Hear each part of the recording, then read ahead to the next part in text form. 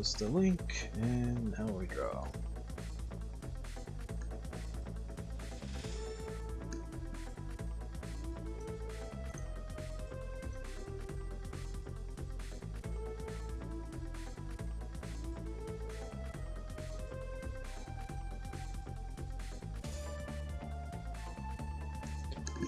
Hello, welcome.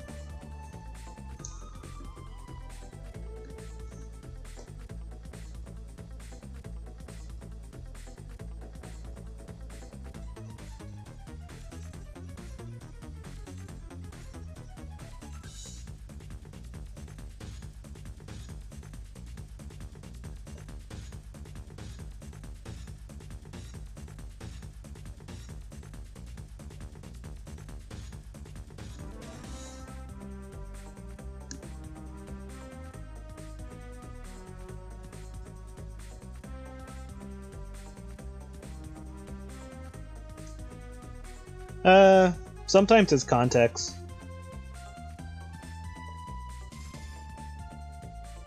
At least for me, most of the time it's context, because like when it comes to like weight gain or mind control or seeing a character turn from good to evil and vice versa and all that in anime or manga or whatever, a lot of the time it's the build up to that situation. Because you're seeing them from one state and then seeing them shift into another, and it's always interesting. Or usually interesting, at least for me, because I'm always curious to see how far that goes, and if and whatever like the goal is for that shift to be well executed. So it's like if a character turns evil, for example, and let's just say their goal is to take over the world. It's interesting to see how that happens without them fumbling it. So like let's just say like if taking over the world is the goal, it's interesting to see them like slowly get to the point where that actually works out, such as like if you've ever watched Code Geass, it's like with Lelouch when you see how he gets to his goals and the struggles he went through to get to that final point. At least in the first season, it's a little bit odd later down the line.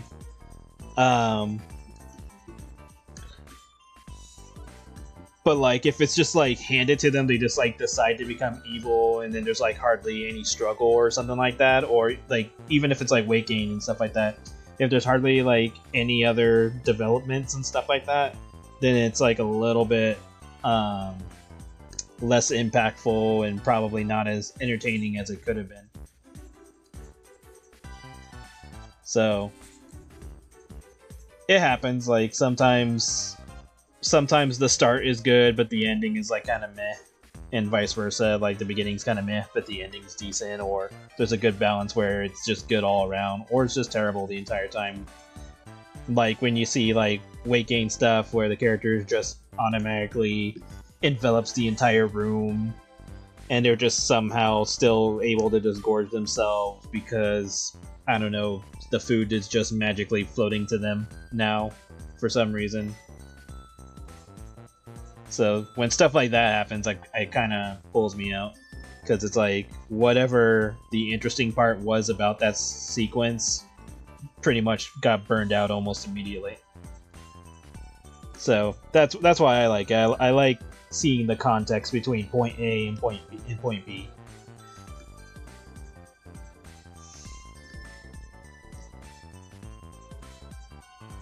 Yeah, sometimes that happens too, where it's like, damn, this would be such a good situation for a whole other character. Kind of like how with some stories they'll take like they'll take like Zootopia characters and put them in situations that the characters wouldn't normally be in. And sure, like there are stories you can have fanfic versions of the characters where they do make those actions. It's just harder to believe for them to do that if you're like versed in the character enough. It's hard because like sometimes those situations are entertaining, like the setup is good and all that. It's like, oh, you see, like let's just say Judy corrupts Nick into being her sub, basically. Um, Sometimes those scenarios are good and fun to see, but then there's like it just depends on the context, because if like the writing is somehow bad and it just makes the characters not believable or just not likable in some way, and it just ruins the whole experience that you would normally be into. And it's like, man, this would have been really good if this was just different characters. So it's like a back and forth. Sometimes you just have to have that sweet spot. Even if it's with existing characters like Sonic, Zootopia, or I don't know, Mario and any other character. It just depends on the context, because sometimes it just does not work with what was put out. Water inflation animations for the plot.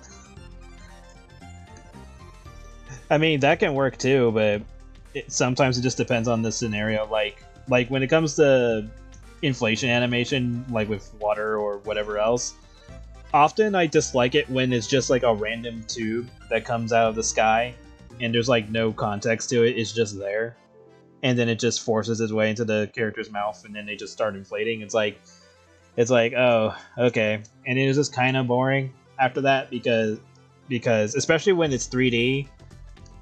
They kind of just do the same song and dance where you just see them jiggling everywhere, and they're standing at first, but then they fall over, and then they just keep getting big, and that's kind of it. Like, there's nothing else to make the situation more interesting. Like the clothes don't tear, and even if they do tear, for some animations they don't like go into detail of that. They just show them just kind of rip in like a circle. They don't like try to make them more detailed and show like the material of the clothing ripping. And this could be like a limitation for the animator, like maybe they don't know how to manipulate the model in a particular way, which is possible. But like in those scenarios, it just comes to like the skill of the animator with those animations. So there might be somebody who knows how to do all that, but you'd have to find that person to get like the good stuff.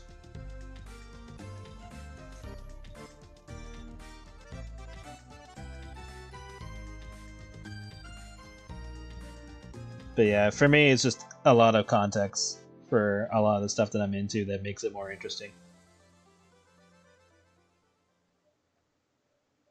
Because outside of that, I'm just kind of like, yeah, this is neat, and then I just kind of move on. While the ones that had enough like story and build up kind of stick with me, and are the ones that I come back to.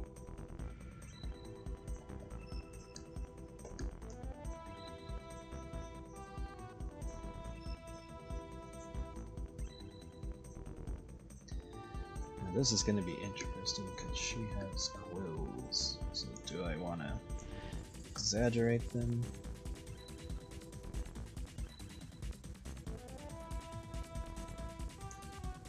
Could exaggerate a little bit.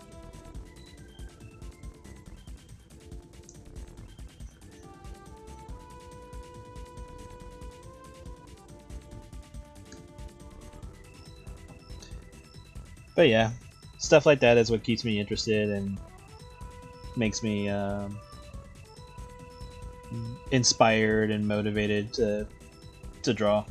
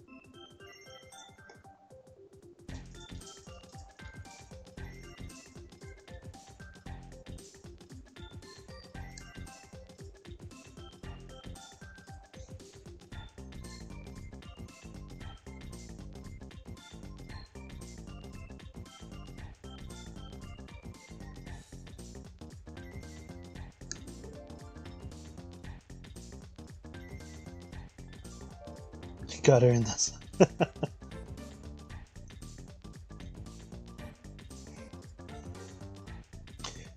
But yeah, like those scenarios can all work. It just depends on the setup and writing.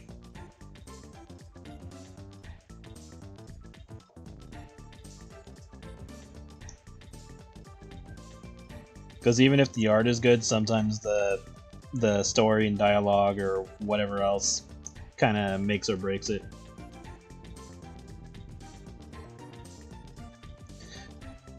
But some people practice doing like rewrites too. So like they'll look at a comic that they thought was really good and everything was great, but then the dialogue just wasn't good or something. So they'll just rewrite the comic or story. Or in some cases, people will like take the panels and rearrange them to make more sense. So that's like a interesting practice. I don't see it happen too often though. Rewrites I've seen happen a few times, but I don't see them as often anymore that I used to. I don't know if people are still doing that.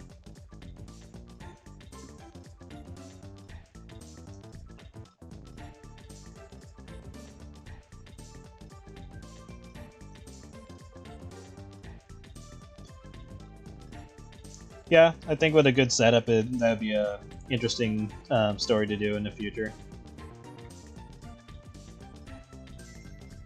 I kind of did that with Tiffany, but the scenario wasn't good enough.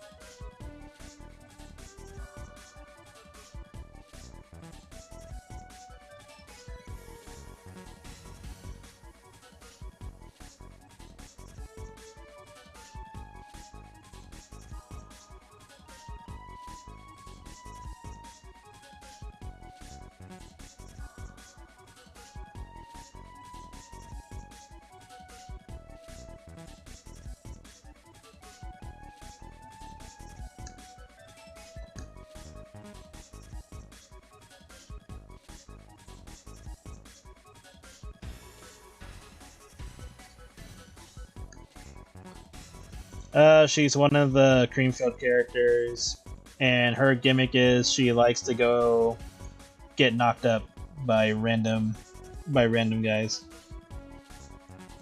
And due to her abilities, she can just get rid of the pregnancy, but she likes freaking them out.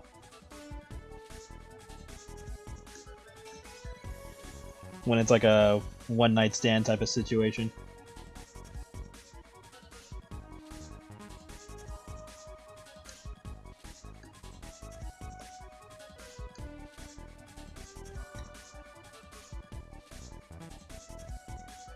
And then when they do try to use condoms, she just purposely pokes holes in them with her quills.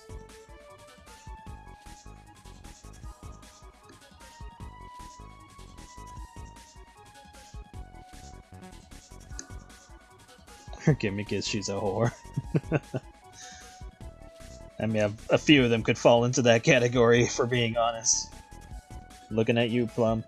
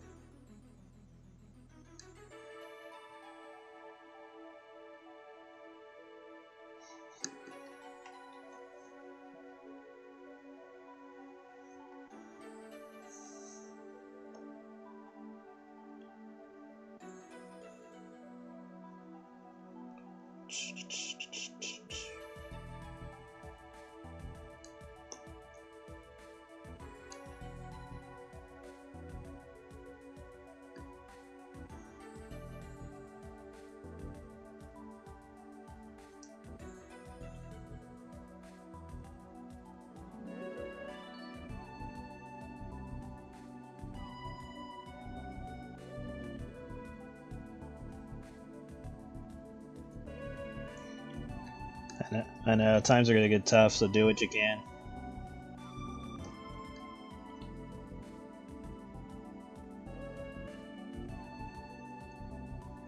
That means my girl's gotta get out there and shake it.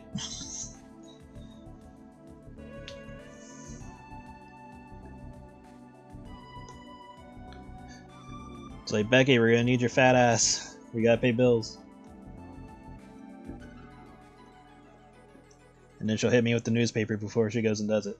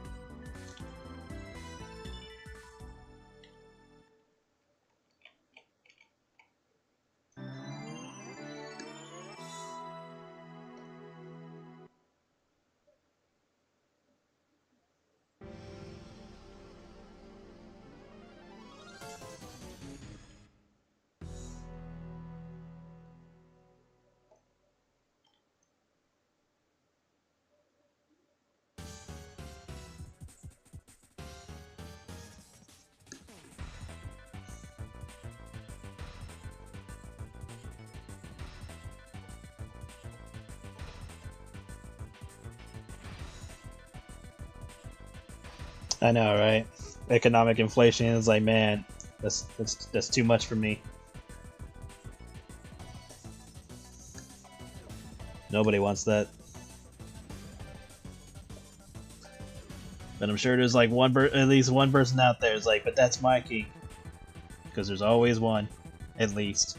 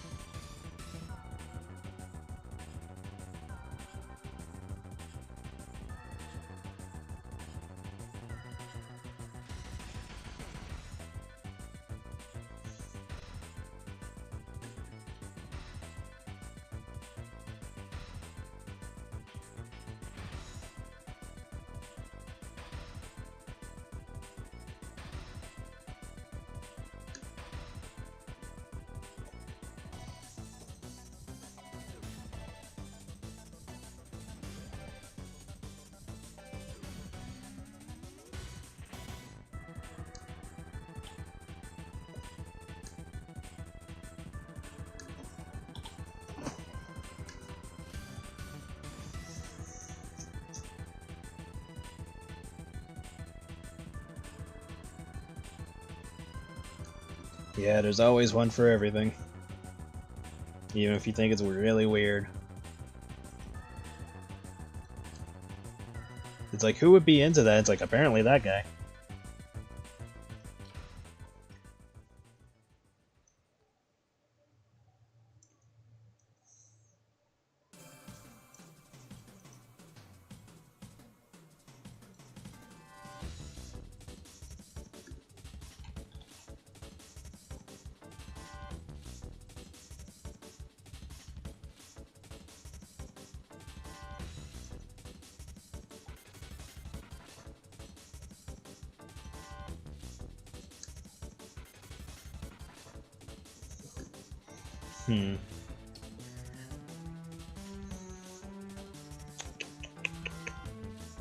Yeah, I think after this I'm gonna change up how I render. I don't think this style gels with me that much. There's still some positives to it, but might have to do some tweaking to get it to look better. Like, that's not too bad. Let's mostly just when it goes a little too far.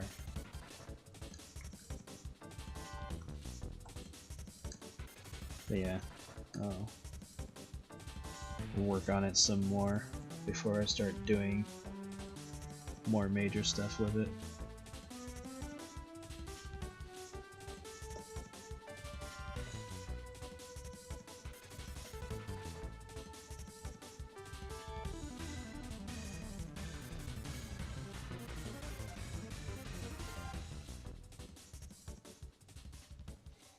Thanks. Yeah, I have like, I don't know, 4 or 5 different ways of doing this now. This is just the most recent one.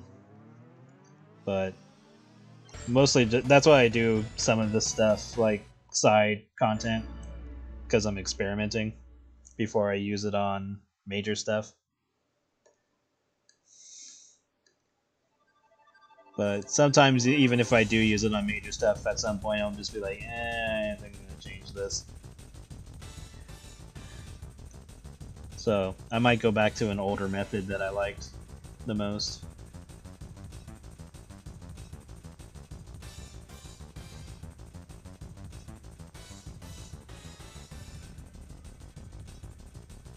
Just because I liked how the shading looked and all that. And if there's other things I can do, I'll probably just experiment more and just see what I like and don't like, and then possibly swap around some stuff to see if it looks better in one way or another. So like I might use an old method but mix it with a new method and see what happens.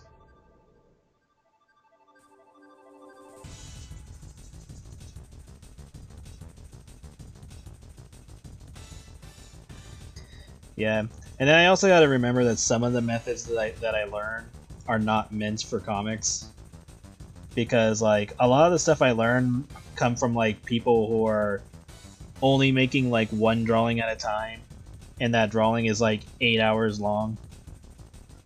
Or they take like breaks in between days to get it done, and I'm like, that can't apply to me because of just like what I'm doing, like the whole Patreon stuff and comics and stuff like that. So I just gotta remember that a lot of what I'm learning is not exactly for the media that I'm making.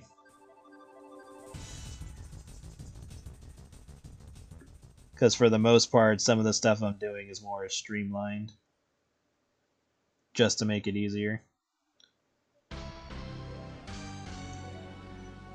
So yeah, it's just gonna be a lot of trial and error until the way that I'm doing things works the best that I want to use it for.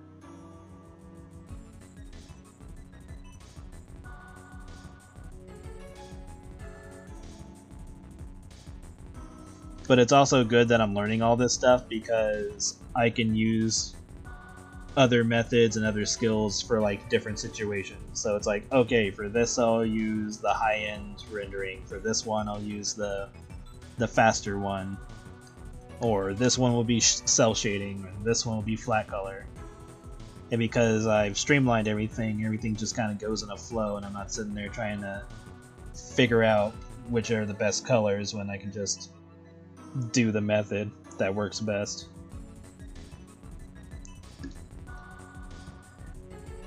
But I do want them to look nice, so that's why I'm learning other stuff, so I can make them the best that I can.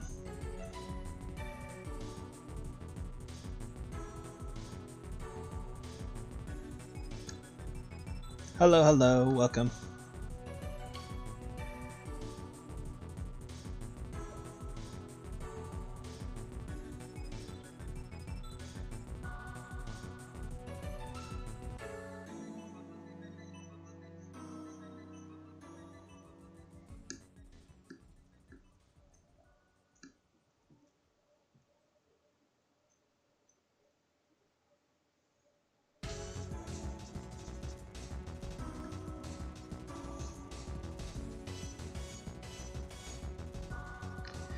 Yeah, and then looking at comics, you can see that a lot of shortcuts are taken as well. Plus, I gotta remember that a lot of the time, comic artists are not working on a comic by themselves, or even manga. They're not working by themselves. They usually work with other people. So like one does like the roughs, one or several people do the inking, and then others do colors, others do lettering, and so on. So I just gotta remember that I'm literally one person just working on this. So whatever I can get done in whatever amount of time that it takes is perfectly fine. And you know, all my followers, like you guys, have been very chill and understanding throughout the years and haven't had any issues with my flow, like the pacing and stuff like that. Like, sure, it'd be great they pump out more pages a week, but other than that, I don't think there's been any actual problems. But that doesn't mean that I'm not trying, because to me, I would prefer to get more stuff out. So, just doing what I can. And again, unfortunately, not everything I can stream, because if I could, I would definitely be streaming all the risque stuff that goes on in the comics. But alas, I cannot. The most I can do is a little bit of nudity, but I have to be like very picky about what kind of nudity I can show, because YouTube is picky about it.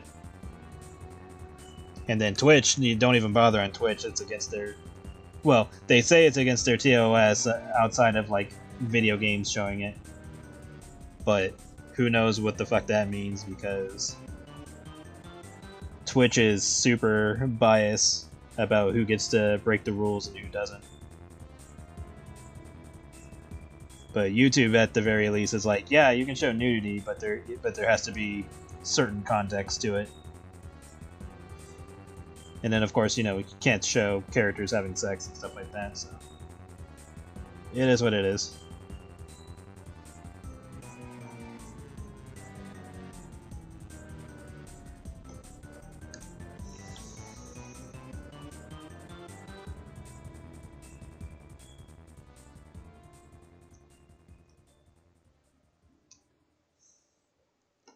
Nah, it's fine. Like, I'm perfectly fine with the way I'm doing things.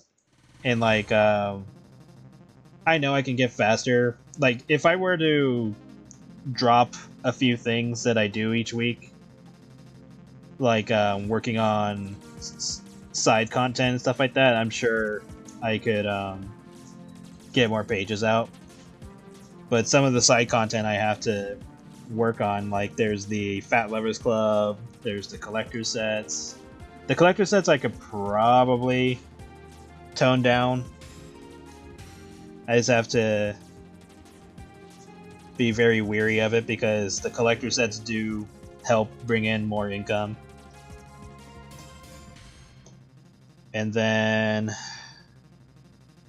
there's also the card game that I'm slowly working on. Then, of course, the comics, and the comics are at least 3 pages, depending on how detailed the pages are. And then, of course, the streams, which I toned down the streams now, because some of the time that I've spent on streams just suck away from working on the other stuff. So that's why I moved streams to just Fridays now, at least for the time being. Because if things get easier, then that means I can do more.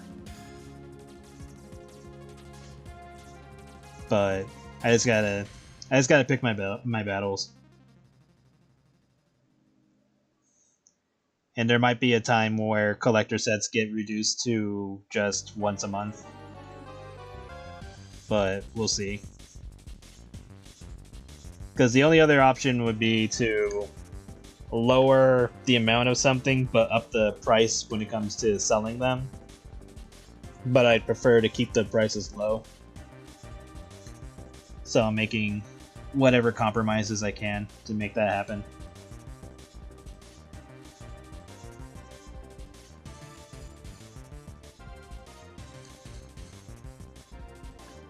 Because last thing I want to do is be like, oh hey, this art set's $80 for whatever reason.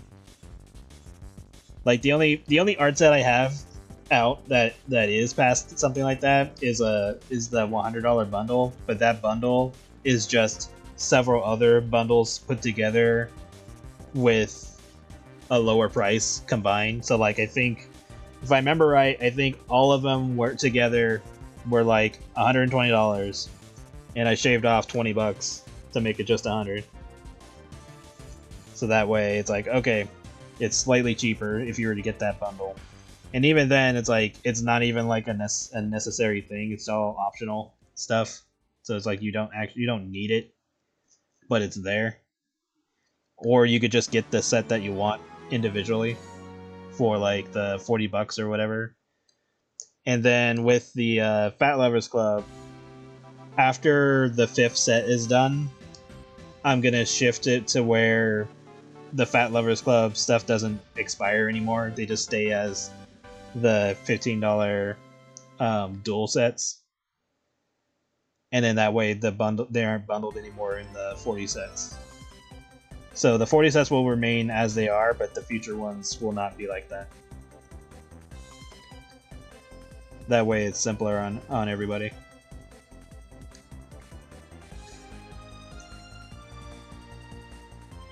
And then plus, if you're on like the Patreon and Subscribestar, then you already get the Fat Lovers Club if you're in the $15 tier.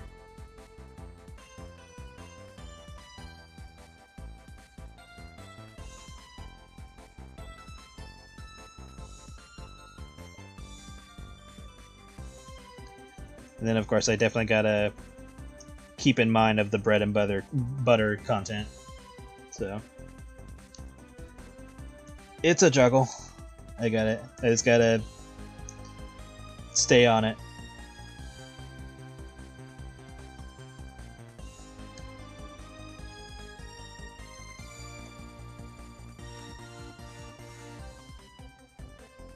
So yeah, mostly just juggling everything I do. And then I also gotta keep in mind if I hang out with any friends or whatever. Say, hey, let's go do this. I'm like, look at the time and go like, sure. And then just be wary of how long I'm gone.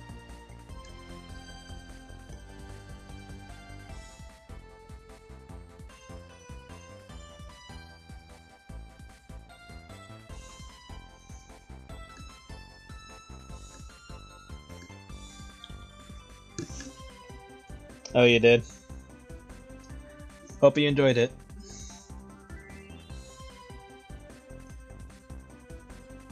I don't know which one, there's like several, but I hope you enjoyed it.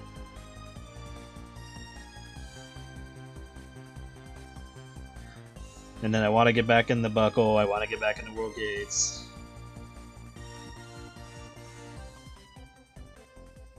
So yeah, this is going to be a busy year for me.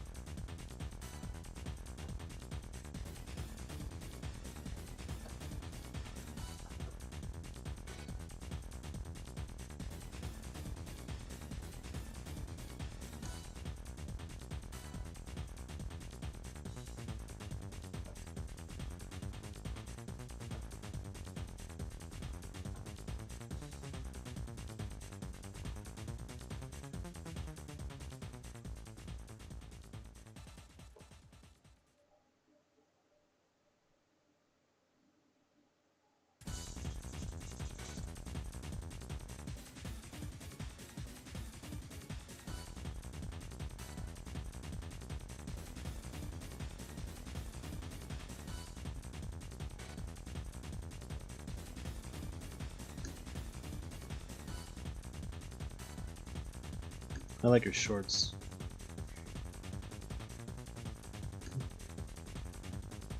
I like the way I did them.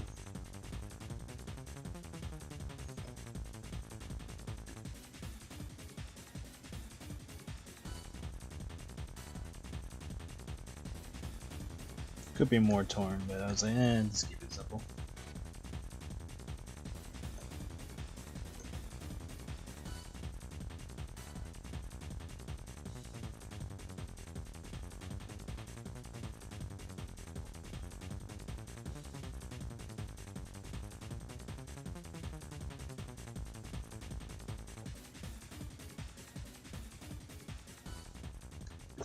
Thick thighs save lives.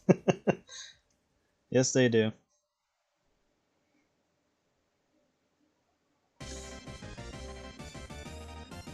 A lot of my characters tend to have thick thighs.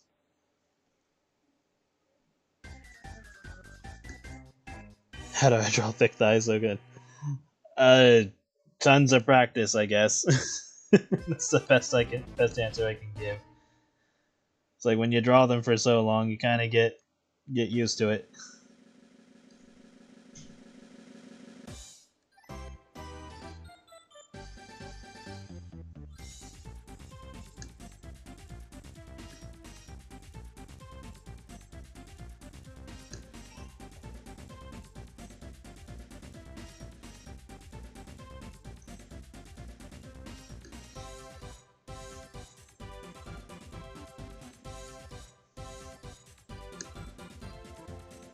Thank you.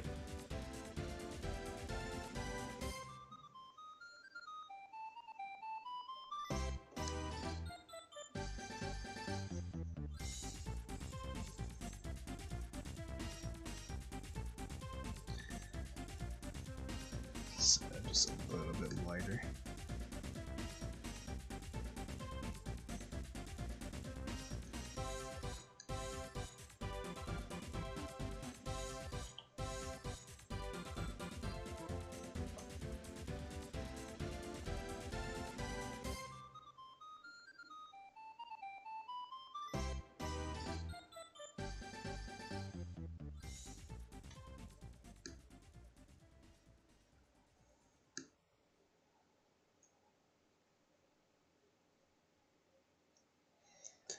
It's just tune logic, that's all it is. It's just, if you want it to bend, then you make it bend. It doesn't have to make sense, honestly.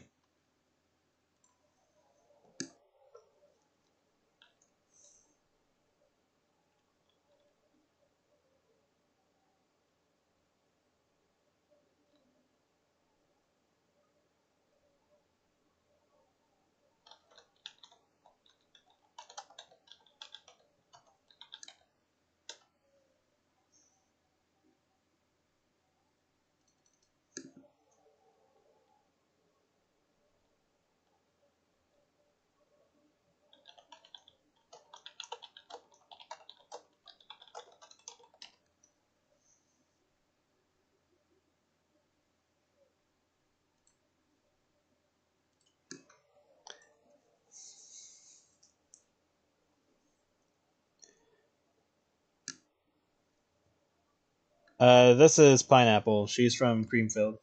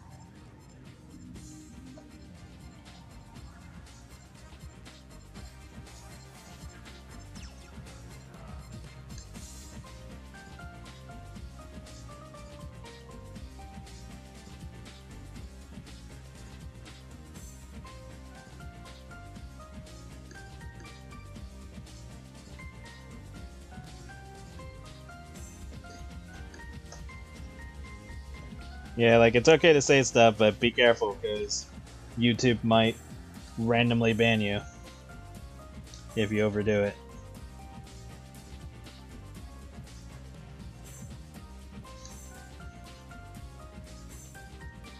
Like they're okay with vulgar language, just be very careful though. Because sometimes they can get a little nitpicky.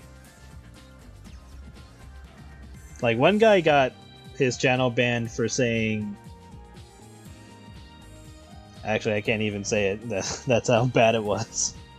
I will type it. Oh no, I won't even type it. I will use an emote for it.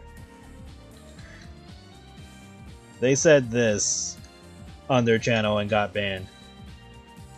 So, I don't know what's going on with YouTube on that area.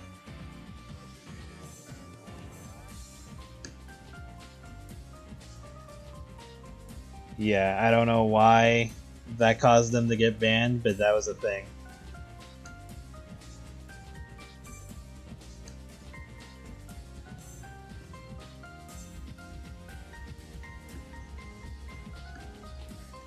Hopefully that's been fixed since then, but just such a weird situation.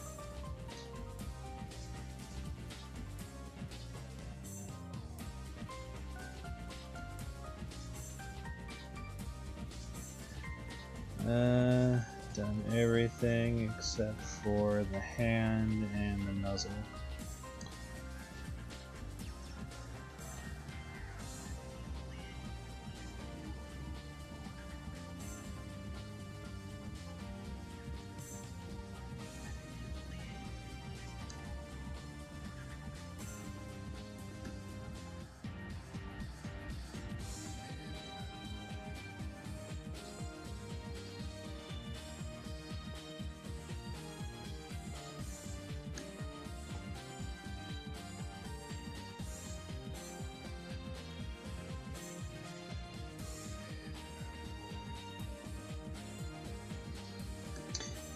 Technically, it wasn't that. It was that along with this word.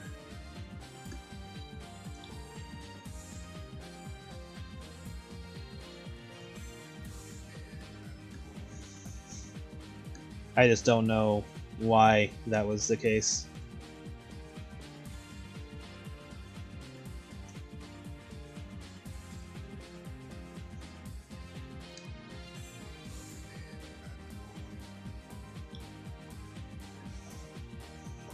But again, could have been fixed since then.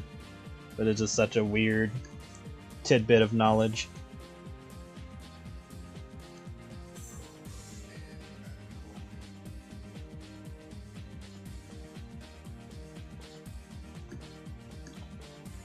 Da-da.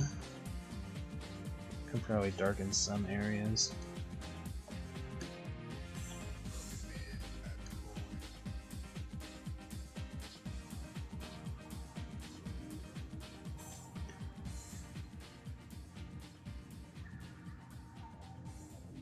Man, Gamma was such a cool character, and like a lot of the Sonic cast didn't even really interact with him. It's like they saw him, they met him like one time in some specific situation, and then that was it. Like they have no clue what happened to Gamma after the fact.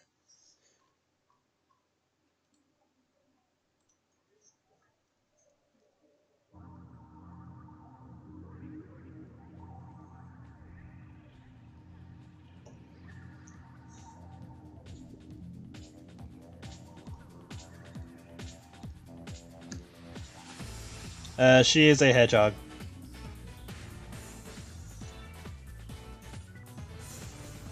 Fruit.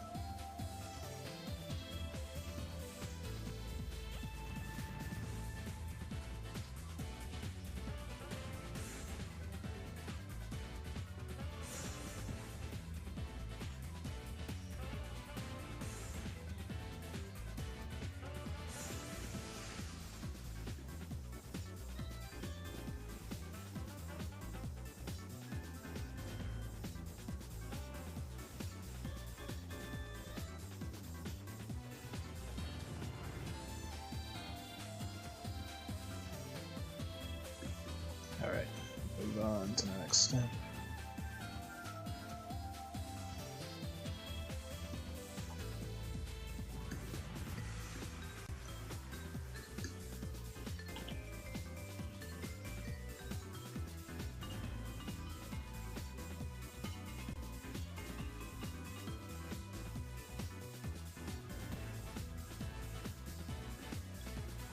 That's okay, a lot of people do.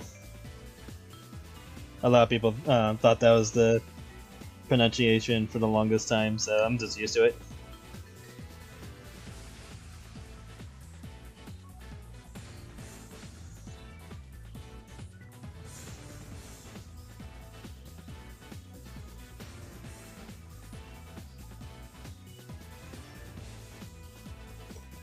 I think the only ones that got it immediately on the first try were the people who worked on Skullgirls and like the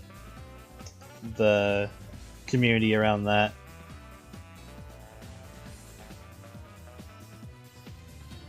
But that was probably because I was like directly hanging out with them and all that. They weren't like guessing, they just knew how to pronounce it. And I think I forgot that part on foot, so let's fix that.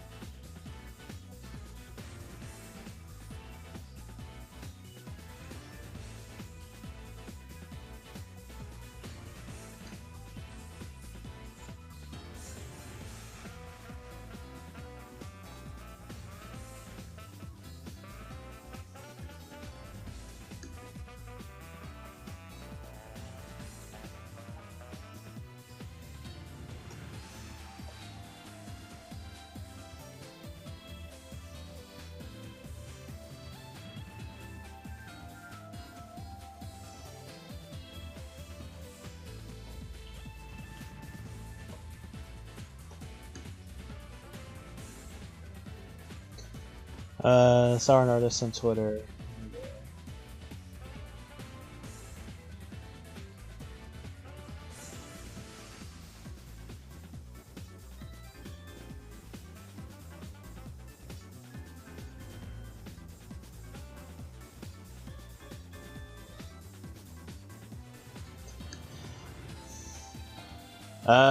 Yeah, if they're doing things that they shouldn't be doing, then yeah, I would agree.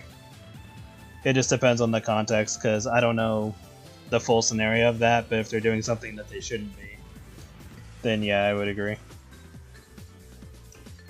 But if it's something that people are just misinterpreting, then that's more on them.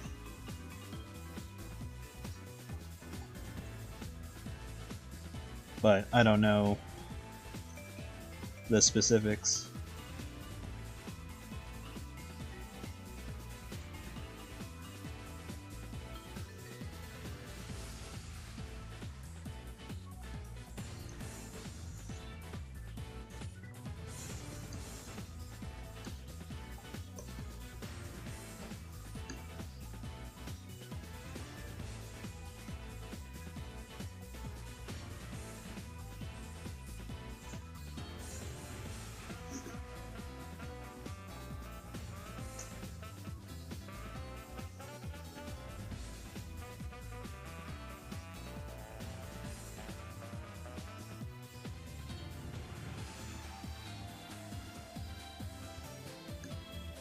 I'll have to check it out at some point.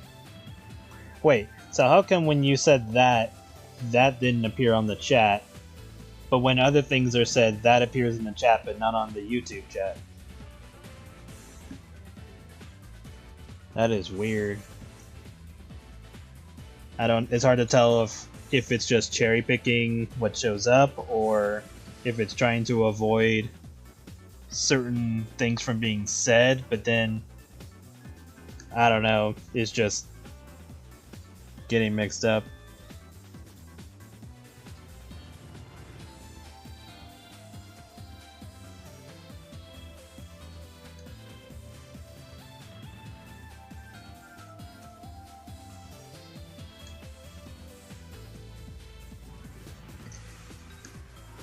Oh yeah, on the chat I'm probably delayed by like, or on the video I'm probably delayed by like 30 seconds. But yeah, it's just like sometimes when you type something on the YouTube chat, it'll show up on my on the video screen, like the chat screen. But then there are certain phrases that if you say something lewd or I guess mean or something, it will show up on the YouTube chat, but it won't show up on the main screen. But then sometimes it'll show up on the main screen, but not show up on the YouTube chat. So it's just kind of weird. But usually, if you type it in on the YouTube chat, there's a higher chance of it showing up on the screen. But when it's like something vulgar or whatever, it'll only show up on the screen because it's being registered through through Streamlabs. So it's just interesting seeing how that functions. And it just makes me wonder what's working and what's not, or what's allowed and what isn't.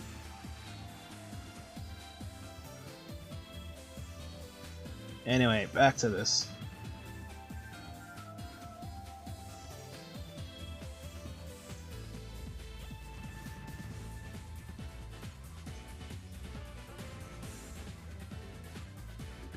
No worries, I'm still here for a bit longer.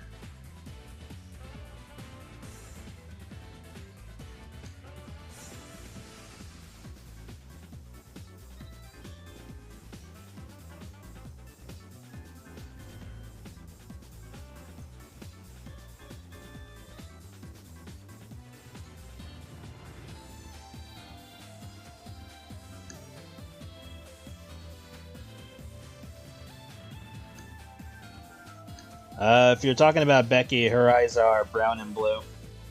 Viro's eyes are like a orangish red color, or mostly orange, but it like flows into like orange, red, and yellow.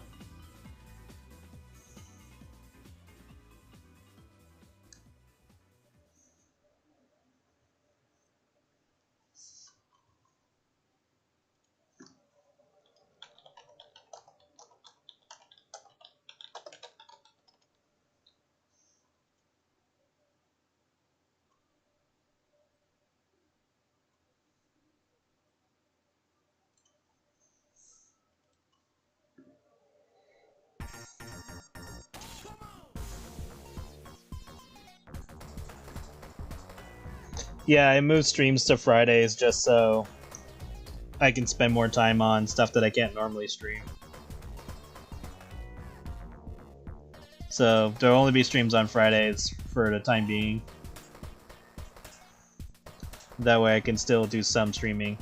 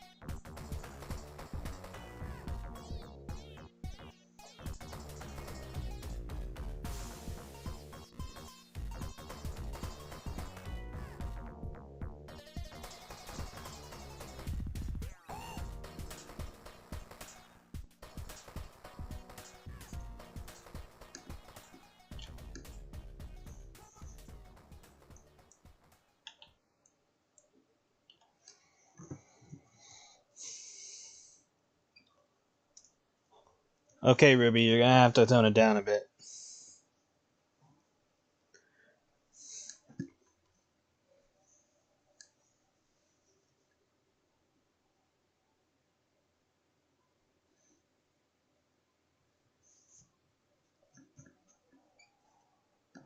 I personally don't mind, but I just don't want YouTube to be on my ass for not moderating chat, if that's even a thing with YouTube. I know that's a thing with Twitch, but just covering my bases here.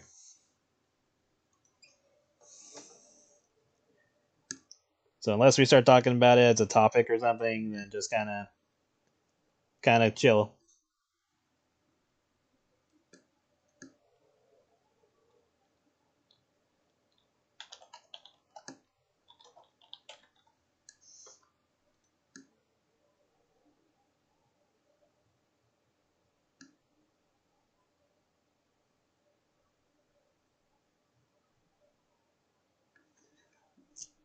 I know. Like, again, I personally don't care. I just don't want YouTube on my ass about it.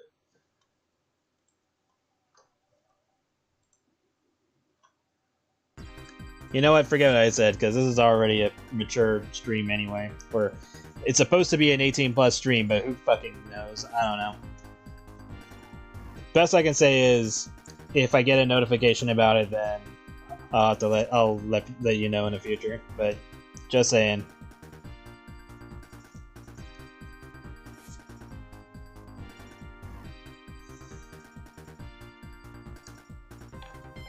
We'll roll that dice.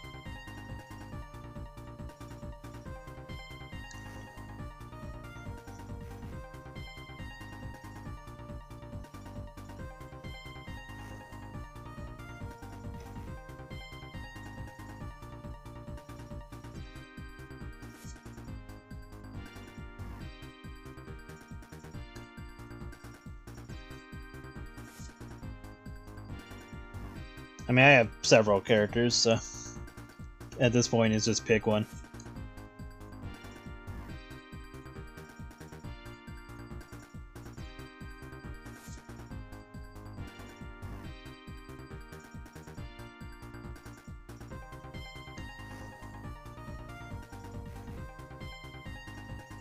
If we're talking like actual main character or whatever, that would be Viro. Becky just kind of evolved into the mascot spot.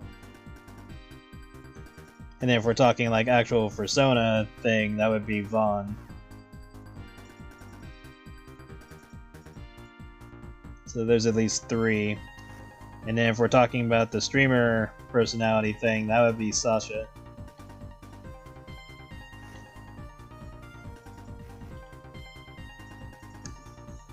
Is it Sasha? Hold on, I probably changed their names by now. I think I renamed them Jesse. Let me just check. I probably renamed you. Because I had you as Sasha for a while. Yeah, I renamed him. It's Jesse now.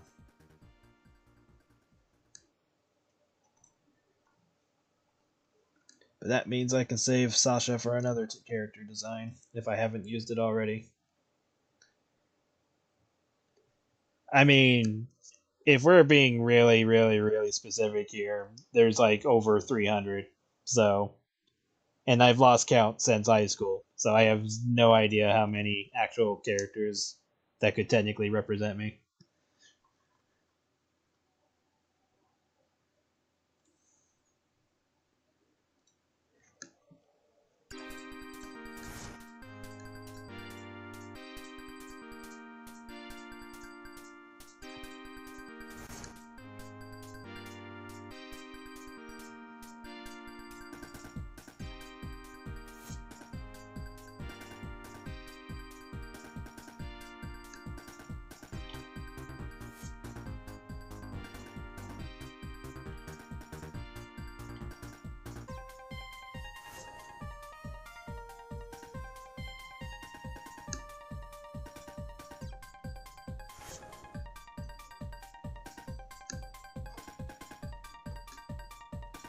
No. Becky doesn't have a personality disorder.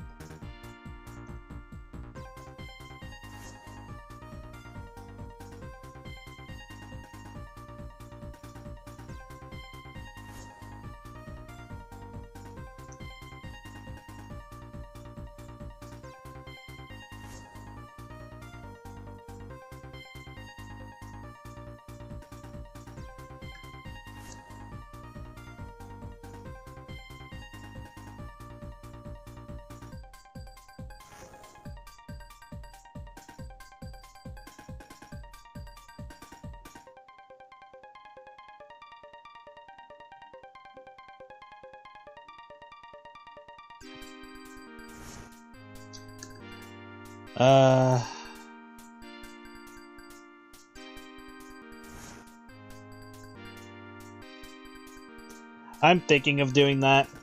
I've been considering taking time to do like the layouts for like Heaven City and other areas in the world, and like homes and stuff like that, like Skylar's house and stuff like that.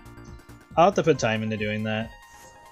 I'll have to pick a day to just work on those for fun, and just try to be as detailed as possible, and keep them in mind in the future. So yeah, if I do use that, I'll have to put them up at some point. No, I don't have 100 characters that look like Becky. I just have over 300 characters in general.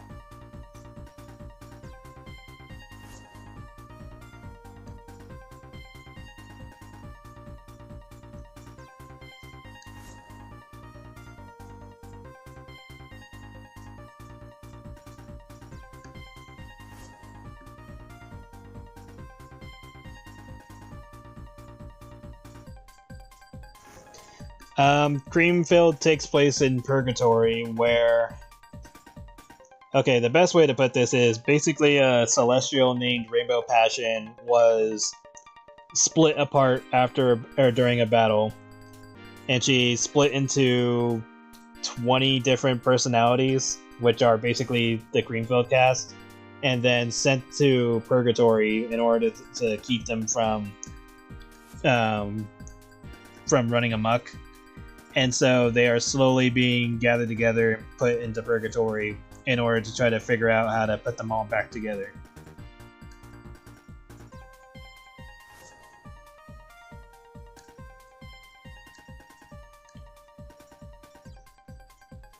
It's like the best way to put it. Fig slash Eden kind of hints to that during episode 4. And even Kiwi having the orange eye is another hint to it. But I've also probably I'm pretty sure I've pointed it out already at this point. But yeah, that's the main idea of Creamfield. It's all taking place in Purgatory.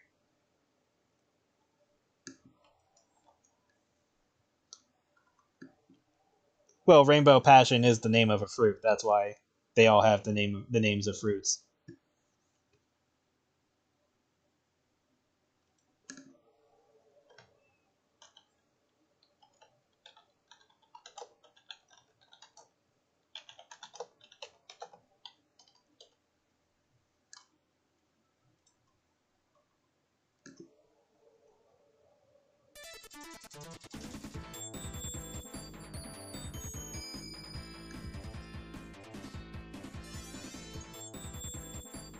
Okay, I'm starting to think that... I mean, it's kind of obvious based on the name, but I'm starting to think that this is a bot now.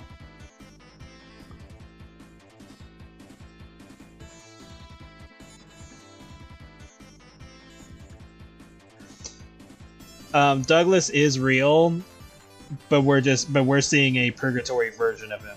Like, basically the world that they're in is a copy of the real world, but there's only so much of it that actually exists. That's why if you look at the ending, or not after Yorjadov, but if you look at the ending of Kiwi's main story, you'll notice that some of the buildings are fake.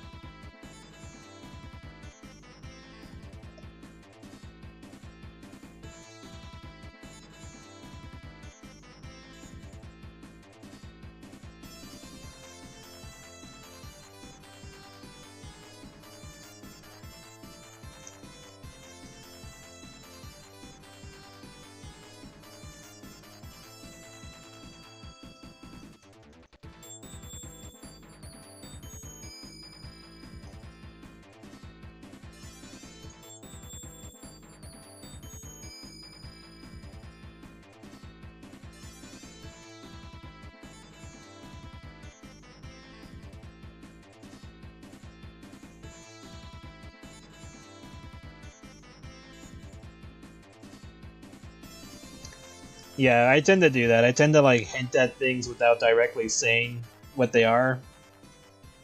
Because I'm trying to set it up, and 2, I'm curious to see if anyone notices. And I do that quite often. So there might be something in other comics that you probably didn't notice.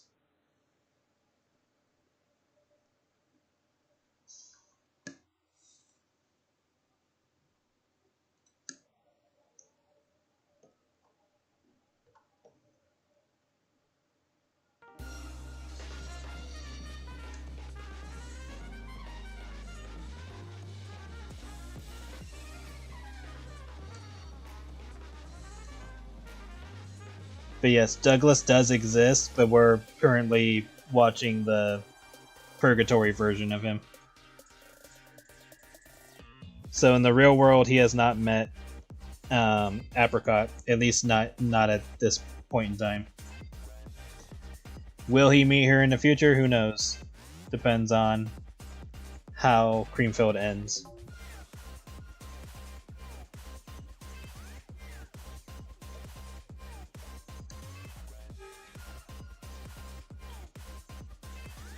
Speaking of which, I need to start speeding things up a bit because I don't want to take forever on Creamfield. So after I get through like the main story stuff that I wanted to do, then we'll start ramping it up a bit more.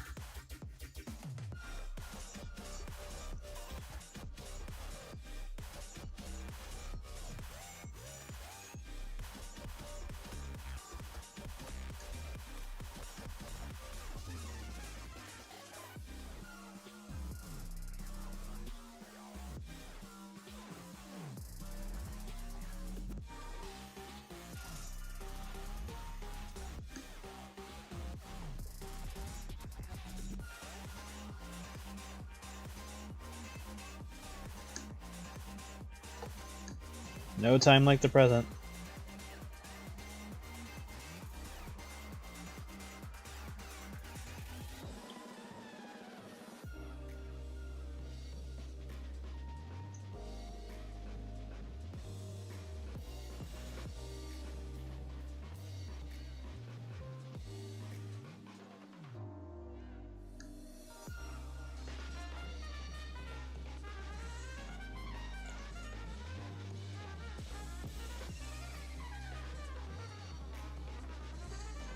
Yeah, I'm gonna knock him out now.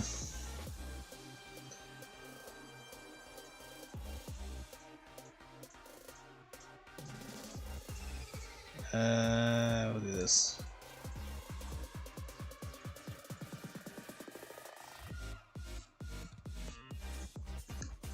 I was getting tired of that.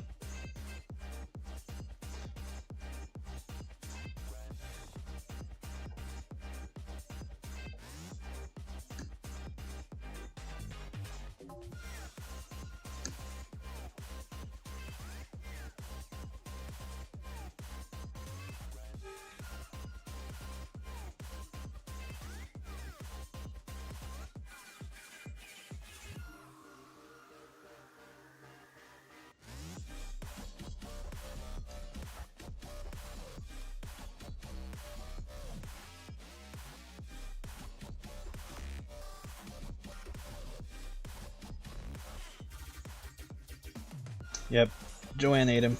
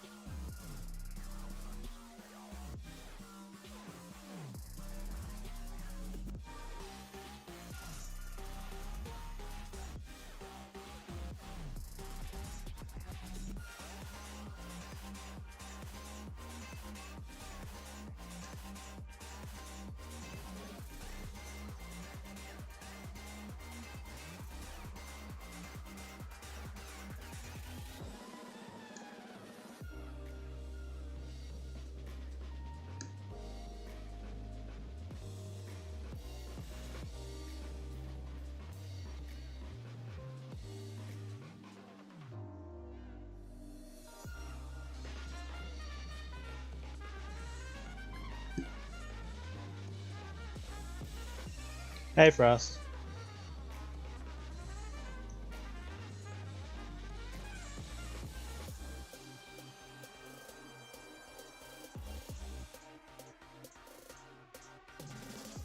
Almost done with this pick.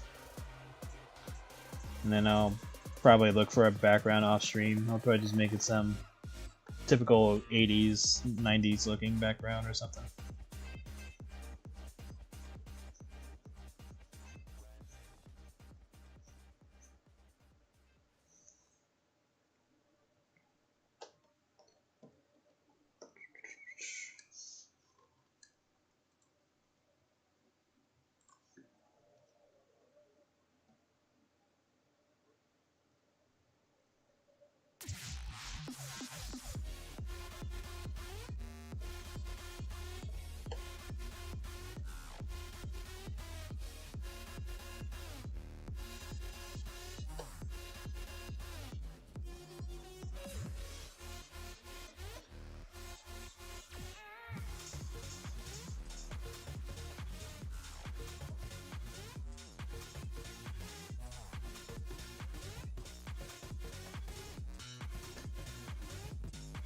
Yep, that she is.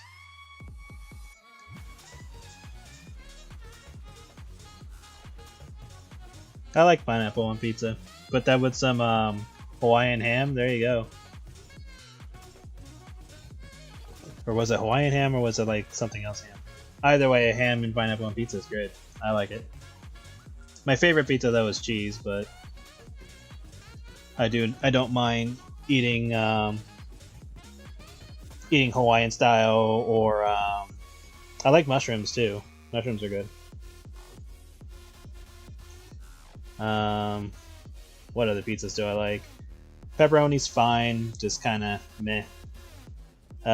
Pretzel pizza is okay. I think it's a little too salty at times. No, it's not even that. I think it's just the bread could be thicker. But I like getting the stuffed crust. The song that's playing right now is Twilight Party Cruise Climax from Tekken 8.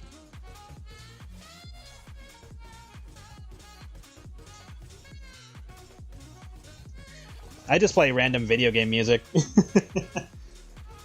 Most of the time I'm just playing like Bomberman, Sonic, Tekken. Mostly stuff that don't have words. But yeah, I'm mostly just playing video game music like majority of the time. And I usually play the same songs over and over because they're the ones that don't get copyright struck.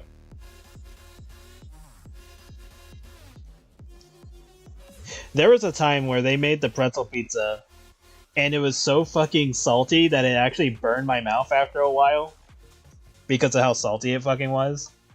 And then they came out with it again, but it's like not as salty as it was before. But yeah, the first time I was like, Jesus Christ, like it's good, but fuck, it hurts my mouth. But the second time it was like a lot more chill.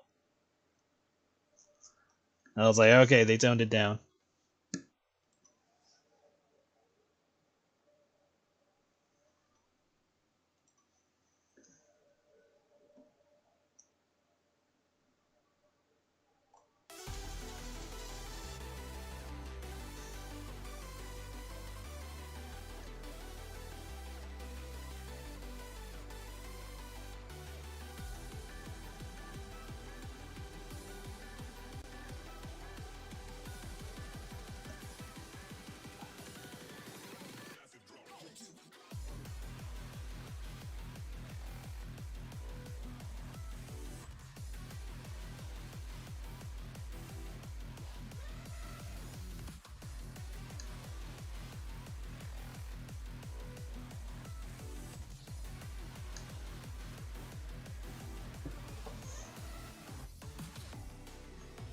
Turn pineapple into Sonic.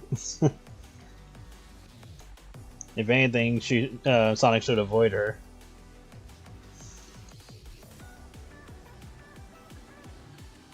Because she is a demigod and she is likely capable of keeping up with Sonic. Or if not faster than him, if she so chose.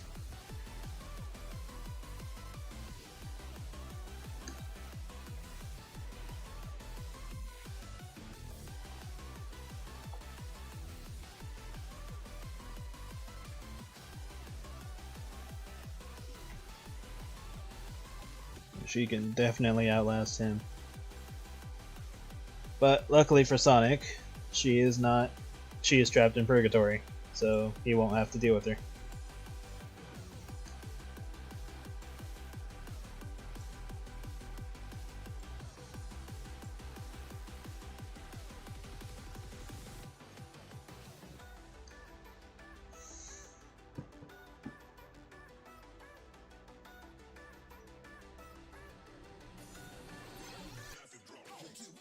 just be Cobble.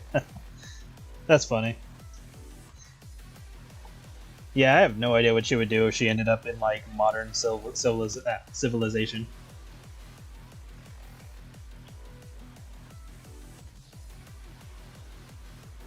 She'd probably be amazed at how big the buildings are.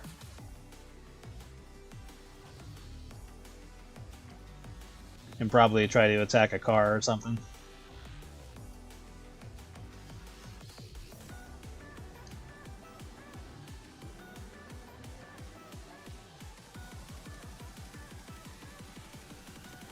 Oh yeah, Pineapple would definitely do that.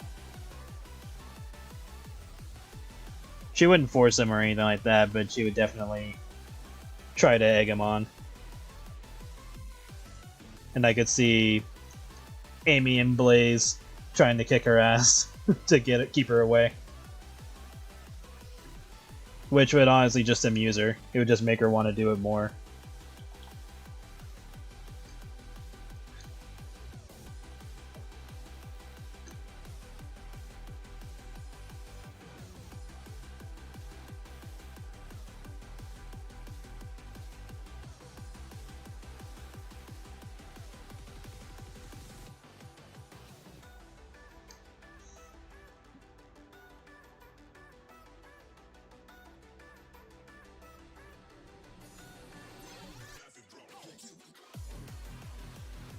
Well, Blaze and Sally, actually. Forgot about Sally, yeah. Blaze is a decent pairing. Like, I could see her actually liking Sonic. Because she treats Silver more like a little brother. Whereas she has a lot more in common with Sonic. And plus, you know, she always blushes every time Sonic holds her hand. At least in the IDW comics, which are canon to the games. So so by that logic, it is fine to say that Blaze does have some interest in Sonic.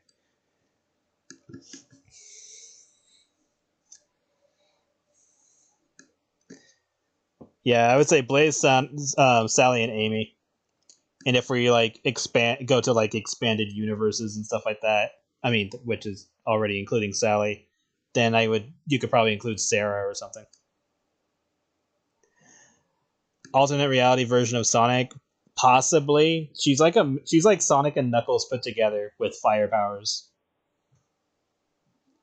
If we were to be literal, she's like Sonic, Knuckles, and Sally fused together and given fire powers. That's like the best way to explain Blaze.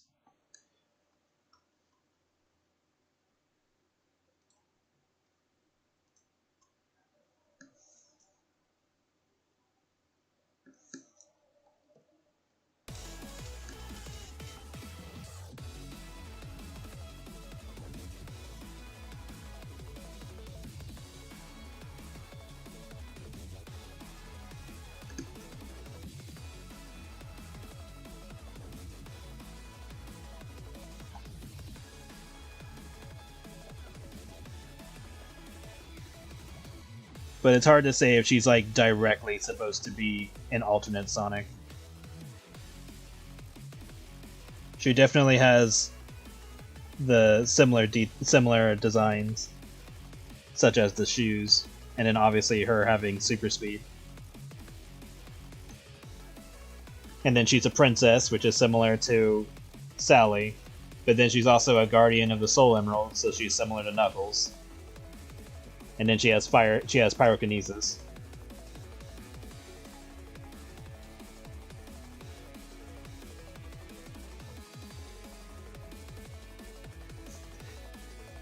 I mean, if a cucumber was left out and it did startle her, she would probably just burn it to ashes at that point.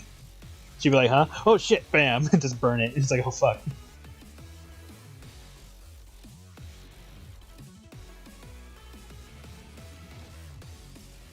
I just hope that they put Enigma into the games or give the Chaotix a game so that way they can go up against Enigma. Because I think she's a really cool villain for them. And I really hope that they do more with her. Because that was a really well done special for the Chaotix. So I really hope they do more with that.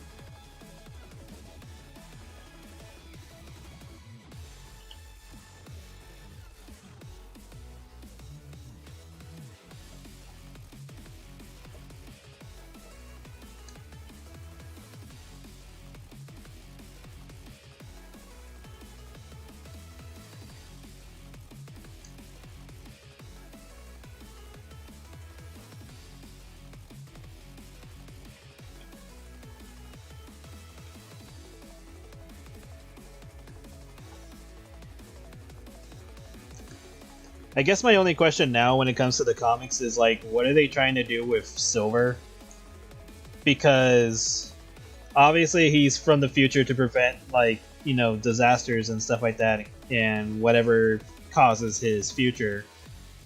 But it's like they don't really have anything they can do with him until they get like the go-ahead with Sega.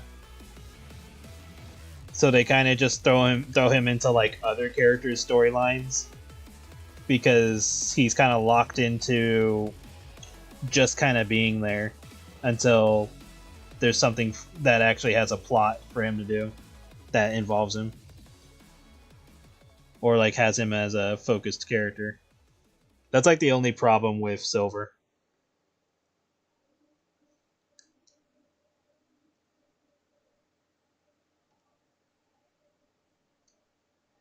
So yeah, at least to me, Silver's like one of the least interesting characters of Sonic, just only because they don't have anything for him to do. It's almost like what happened with Shadow for a good long time, is that they introduced Shadow, and then for like years, he was just kind of like, just like, even saying edgy or Sonic doesn't even do it justice, because it's like he's just there to kind of hang out. He's like aggressive for almost no reason. Thank you. Um, and like they try to make him like Sonic's rival, but he really isn't. Like Sonic and him don't really have actual beef. Like sure, Sonic will kind of tease Shadow to kind of get him riled up, but that's kind of it. They don't really have any actual problems with each other. Whereas with Knuckles, Knuckles is like Sonic's actual rival, and he was pretty much like the Piccolo of the series. Like Surge now, like now that we have Surge, she makes way more sense to be Sonic's actual rival. Same thing for Metal Sonic, and Metal Sonic's whole thing is that he's just trying to replace Sonic, which is why they have their interactions that they do.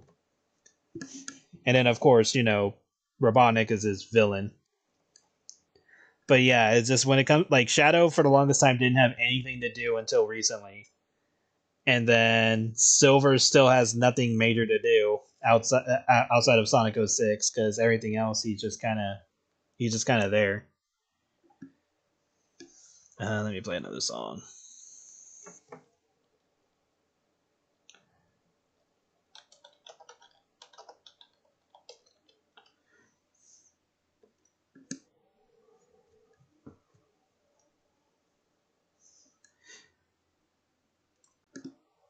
No, they don't have the brother mentality when it comes to Sonic and Shadow.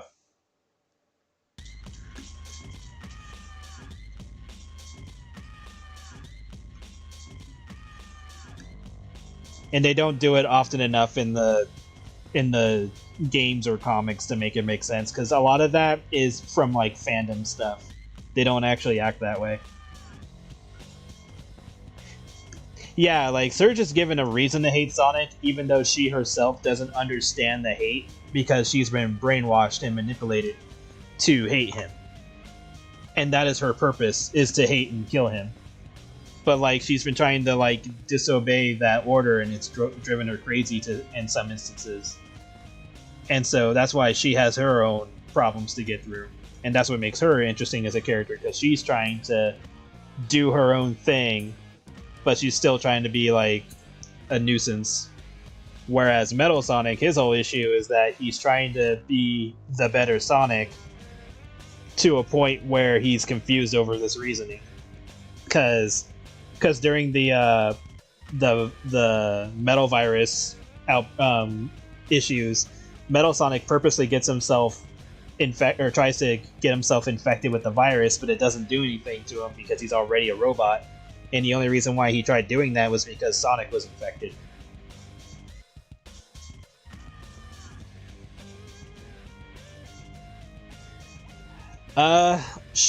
Knuckles is weird because he's not actually an idiot.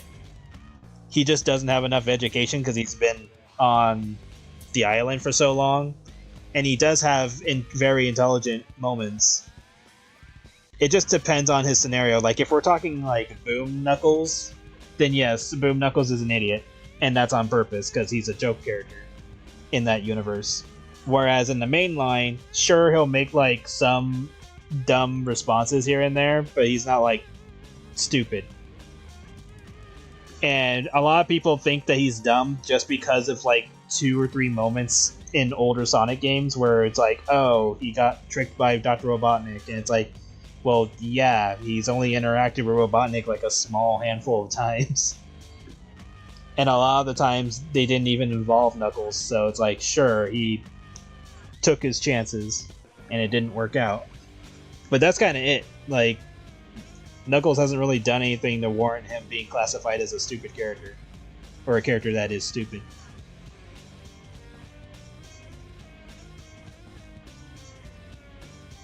Well, yeah, and that's like the whole thing with the interaction between Surge and Starline, is that she doesn't know if the choices that she's making are hers. She doesn't know if they're already pre-programmed by Starline to act the way that she's acting. And then there's the whole like her and Kitsunami finding the video footage of themselves getting killed multiple times during their practice trials and stuff like that. So that's fucked them up. So yeah, like that's what makes Surge really interesting, is because she doesn't know if her actions are her own. She has zero clue on if she's just going off of hypnotic orders. And it'll be very interesting on if they capitalize on that or not. It's like, okay, she finally... Because like right now, I believe in the comics, she's like kind of just hanging out with the other characters and kind of just doing her own thing. And that could easily be a trap where she gains their trust, or to the point where, you know, they're pretty chill with her, and then she does something that she didn't realize that she was doing that ends up backstabbing everybody. That can easily be the case. Surge versus Scourge. That would be a fun fight. I would say Surge has a slight advantage due to her electricity powers. Scourge is a slightly enhanced Sonic due to absorbing the Master Emerald power. So they both have a bit of a back and forth. And then if either of them are able to go super, which Surge has already shown that he can, so it's up or Scourge. I'm not sure if I said Scourge or Surge, but I'm just going to correct myself anyway. Scourge has shown that he can go super. We don't know if Surge can, but I'm sure she could too, which would be very interesting if they both have the same color scheme, just because they're both basically the same character, just one's redone. So it'd be very interesting to see if that ever happened, but obviously we'll never see that because Sega and IDW will not use Scourge. They still own the character, but they won't use him.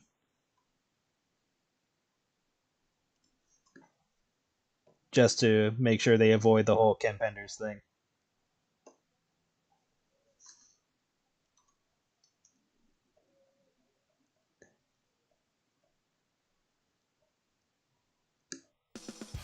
Which I'm sure it wouldn't be a problem because they do own the character officially. Which is funny because Ken Penders tried using Scourge for a comic, even though he doesn't own Scourge. He owns Evil Sonic. So if he ever wants to do that, he has to make an Evil Sonic book, not a Scourge book. It's like, well, this is what you wanted. You wanted to make comics about a character you can't use, so good luck with that.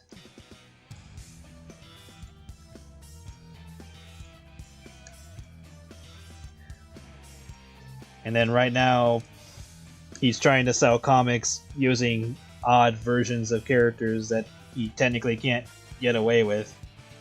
I mean, he can get away with using them, but it's just... I don't think it's going to work out the way he thinks. But who knows? If it works out, it'll be interesting. Especially when it comes to legal stuff. Because I don't think... Like, I think if anything legal happens again involving Sega and, like, game characters or comic characters and all that, I don't think Sega's going to sleep on that the way they did with... or Archie. Because they left it up to Archie, and then Archie fumbled the ball super hard somehow. Even though they had evidence that they should have owned the characters, even though they were like copies of the original contracts and stuff like that, they just decided to just dismiss it. It's like, look, we're just going to dismiss this whole thing. Whatever characters that Ken and whoever else was claiming that they own, fuck it, we'll let them have those characters. We just won't use those characters ever again and move on. So that's why we lost like over 300 characters from the Archie comics.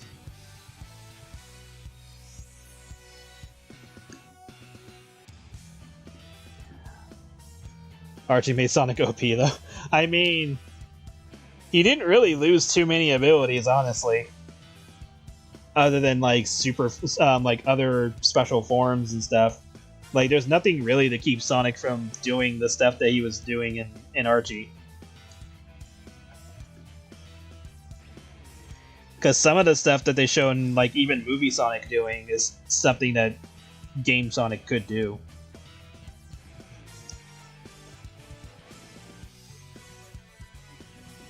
I still like the moment where he just took dirt out of his shoes and threw it into the air so he'd have something to step on to prevent him from falling. I still think that was a fun moment.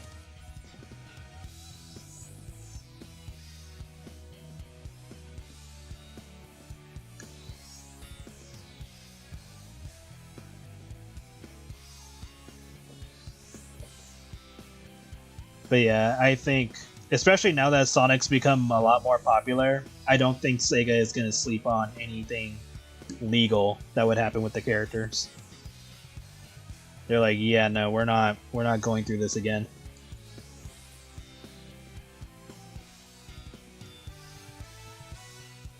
Movie Sonic might be the weakest. Maybe. Who knows? There's several versions of Sonic, so. Because we got the games, IDW, Archie, Sonic the Comic, SatAM, Adventures, Classic Modern, which are the games technically. There's Underground.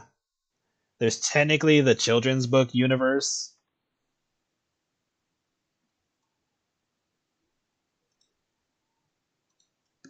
I know I'm oh, there's Boom. Boom might be the weakest, honestly. Nah, maybe not. It's hard to tell because Boom Sonic doesn't really do too much. Movie Sonic has Boom Sonic on Super? I don't even remember. He might have, because I know there's a comic version of Boom Sonic too. So yeah, it'd be I'd have to look it all up because it's been a while. And then there's the OVA Sonic, which is technically like based on Sonic CD.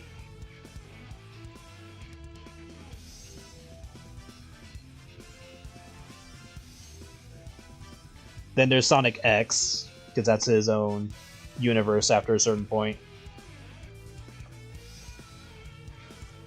And then the X has their own comics too. Yeah, there's quite a number of Sonics.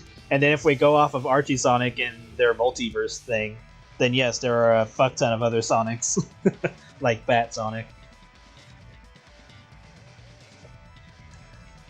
So yeah, this kind of depends on how far we go with that.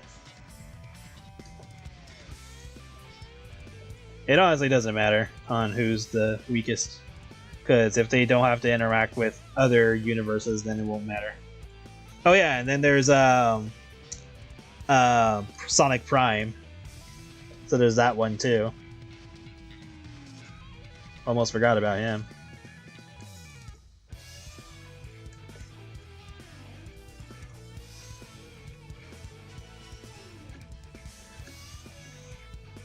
Yeah, and then there's the alternate fan versions of Sonic. So yeah, like if we counted like every universe of Sonic, including the fandom, oh my god, that'd be such a fucking headache, or a head trip in general. Because you know at some point somebody made like Supersonic 5 and he just looks like a crazy ass long haired version of Supersonic. Because there was that era where everyone was just making Sonic just be Dragon Ball Z forms and stuff like that, so that is a thing.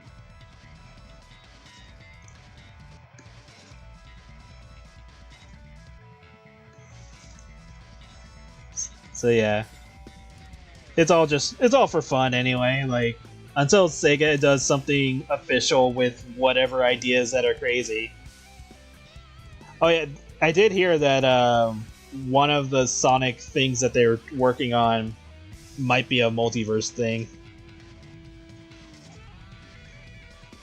Like another multiverse, not like what or kind of like what Prime did, but it might be something different. If that is true, that would be interesting to see what they do. I will be more interested if they did do it and they went to like the classic era and they got Jaleel White to play Sonic again, or even the Sat AM era and have him play Sonic's voice. So that would be funny if they could do that. I heard that they wanted to do that in Generations, but Jaleel declined, so they just kept him silent.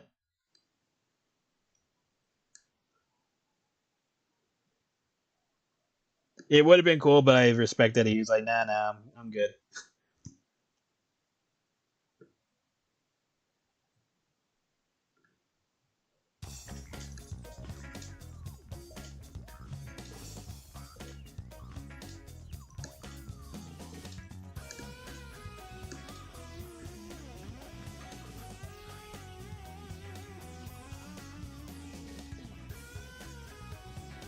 Okay, so she's pretty much done at this point.